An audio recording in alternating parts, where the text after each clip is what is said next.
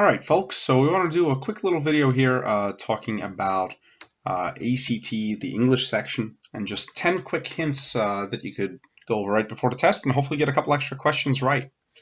The first, and this is probably the most common problem that I see with students taking this test, is everyone tends to overuse commas. Remember, we don't just put a comma wherever we feel like there needs to be a pause. Commas serve specific purposes. Okay, so this question here.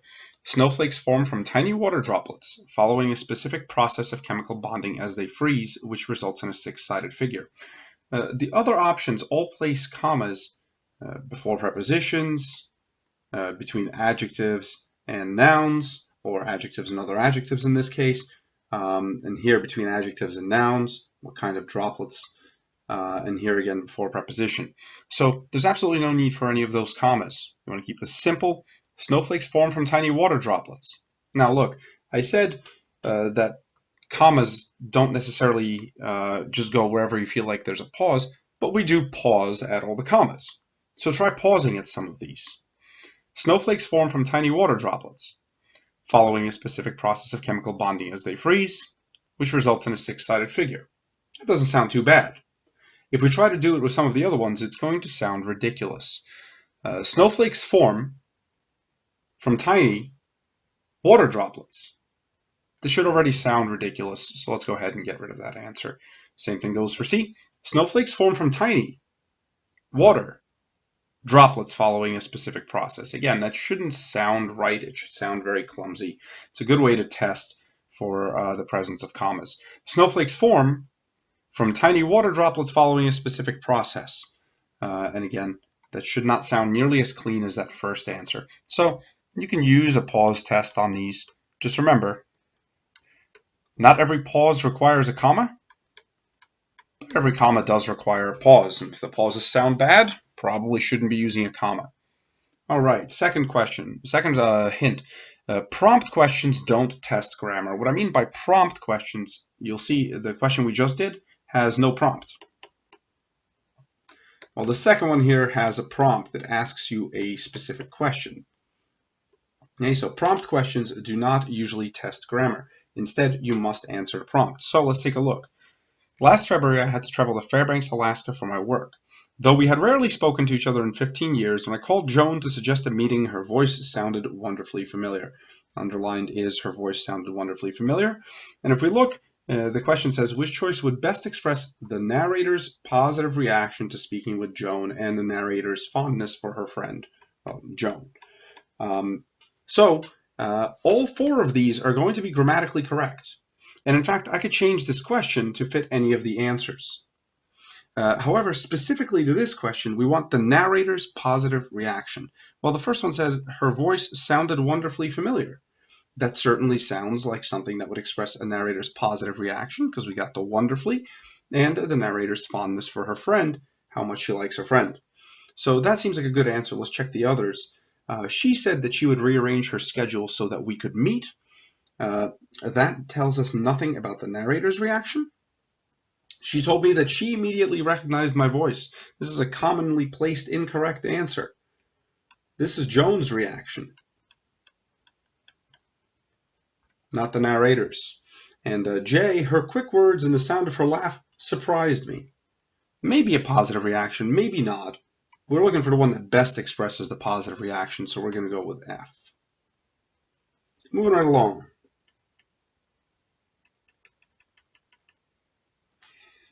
Okay.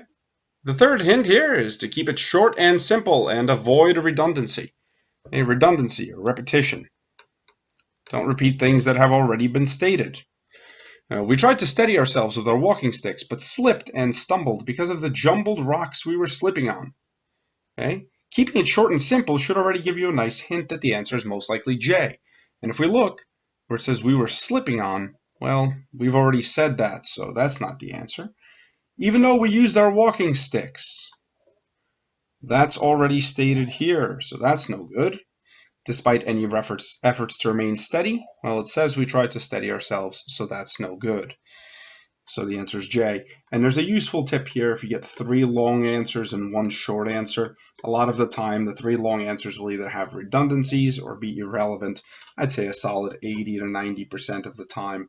If it's blatantly obvious that there are 3 answers that are very long, and then one that is significantly shorter, then that's probably going to be the correct answer. Fourth hint, semicolons act as periods. Okay, they're not entirely periods, but for your purposes on this test, we can always test it by saying, would we put a period there?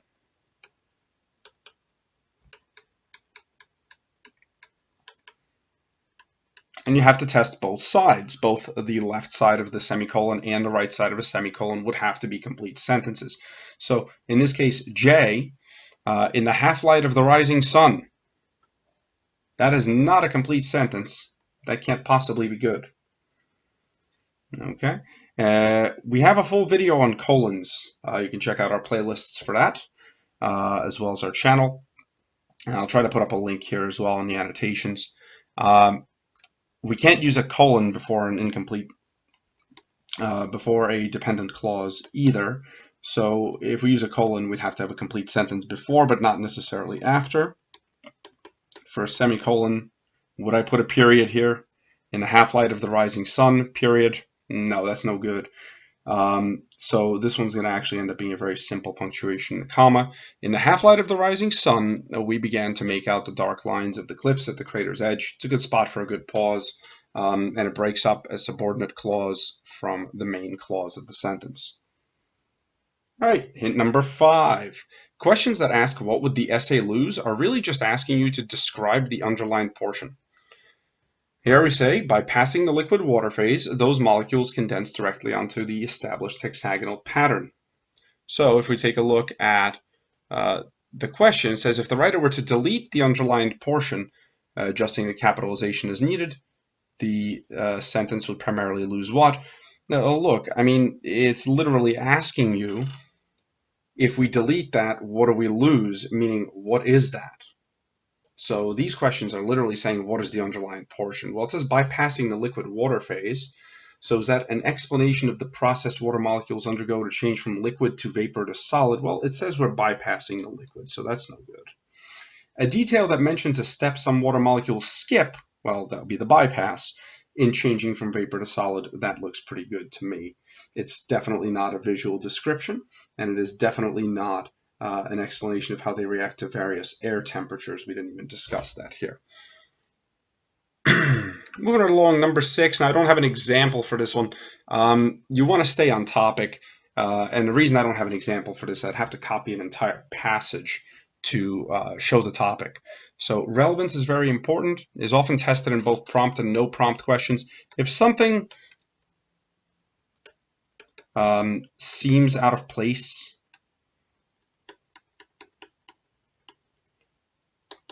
it's probably no good. Meaning if you read something, you go, we were never talking about this. Probably no good. Number 7, and again, I have a full video on colons, but they must follow independent clauses.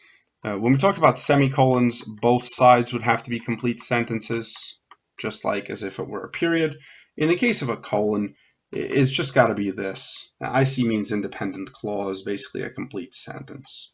If it's not a complete sentence, it cannot precede a colon. So here, the autobiography by Mary Harris Jones is riddled with factual inaccuracies. I don't have question 61 up here. The one we're looking at is 62.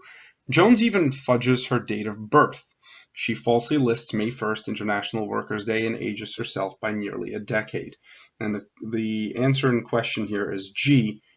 So if I replace this with a colon, Jones even fudges her date of birth. Is that good? Certainly it is. Now we could look at this now and say, well, that's definitely a clarification of what comes before it. So that answer is going to be G. Now this is also important in remembering when not to use colons. And I'll give a really basic example here. And again, I'm going to put up a link to the colons video I have. So the dog chased the cat, the squirrel, and the raccoon. Even though that's a list, we shouldn't put a colon here because the dog chased is not a complete sentence. Okay, so just because it's a complete sentence doesn't mean it's a colon, but it means we can use one.